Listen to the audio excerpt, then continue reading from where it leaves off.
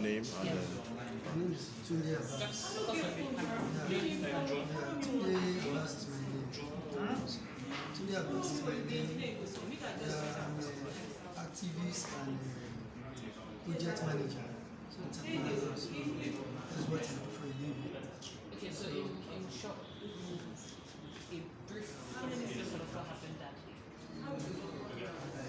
On the 20th, that was of March, I went to Onipan, but I stay close to there, so I went to Onipan to go and did some transaction with my friend. So I was, because the plaza was upstairs, so I now saw a guy being harassed by a police officer. So what would trigger me, not with the guy being harassed, is the baby on the hand of a woman, which happened to be the wife of the owner of the vehicle. So the baby almost fell down. In the process, the police was dragging with the guy. So the baby almost fell down. That's what triggered me to use my camera to go live. That this is injustice. You guys should stop it. If you want to arrest the guy, arrest him more in a professional manner. Stop this operation. Don't stop this intimidation.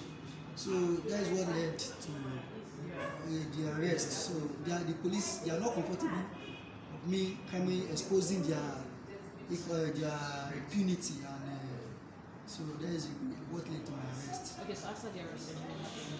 I was beaten, brutalized. I was bleeding all over my nose and mouth. They seized my phone. They didn't allow me to have access to my family. They denied me food to eat. All kind of treatment as if I'm a common criminal. I told them that even though let me call my lawyers, they forced me to write a statement under duress, and then I will change the topic entirely that I'm planning to burn down their station. I'm part of the people that burned down the station. I was so shocked. I was confused. I get to a point I was confused because they changed the story.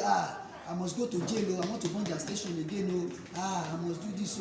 I must go to jail. Me, who am I? Am I a journalist? Am I camera? I said I hate police. I said I hate police. I hate the injustice. I hate the oppression.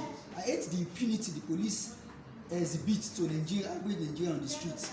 That's what I did hate police, because I can't do the work of a police. We need somebody to secure life and property. But their oppression, their impunity, their extortion, that is what I hate, and I will always speak against that. Any day, anytime, even if it cost me my life, I will always speak against that. So how long were you in the detention? I was there, I spent, on Saturday I was in the detention till Monday. So you spent 4 days? 4 days, because I was released. I was released on Tuesday. So was there any point you were charged to court? yes, on Monday, because they didn't allow me, I refused to write a statement. That will lead to most of my brutality. I was beaten seriously because I didn't know what is in their, because they are frame up a lot in their statement. They forced me to put down a statement. I said no, until give me access to my lawyer or family member before I can put down any statement. And in the process, they bring me out, start handcuff me, start kicking me on my tummy, in my chest, that I must write. I was just receiving slap from left and right and back, that I must write a statement to this. I didn't know what is inside there, so then I went to go and bring that I should thumbprint. I said no, I didn't. And it get to a point that they now use hand to cover some parts. They ask for, I give them my name, they ask for my address, I give them my address. They are start judge. I didn't know what is there. They now use hand to cover some area of the statement. So I didn't know that I can't do this. Get to a point that if you want to kill me, you better kill me. You said you have been saying it here. I've here almost delete, kill more than 30 times. Let me be part of the statistic of people you have deleted. You want to delete, I can't put a statement down. I get to the point that if you want to kill me. Since my family, you didn't have access to I didn't have access to my lawyer. You deny me of my friend to see me. So if you want to kill me, better kill me. Get to the point. So one who said this guy is mad, though, started kick me again. One of the officers said, you are lucky that I'm not on duty. That could have wasted me. That I was so lucky. I was so lucky. By now I become history. That it's on duty. And then okay, after you went to court, what happened? Yeah, on that Monday morning, they rushed some of my friends and comrades. They are at the gate of the Onipan station. They didn't allow them in to have access to me.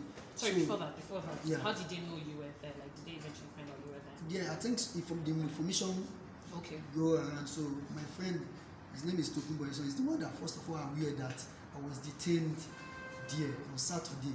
So he now contacted some other friends and relatives and my moms that have been arrested and lawyers. So they didn't allow them in to know whether they are going to take me to court or not. So they drove them away.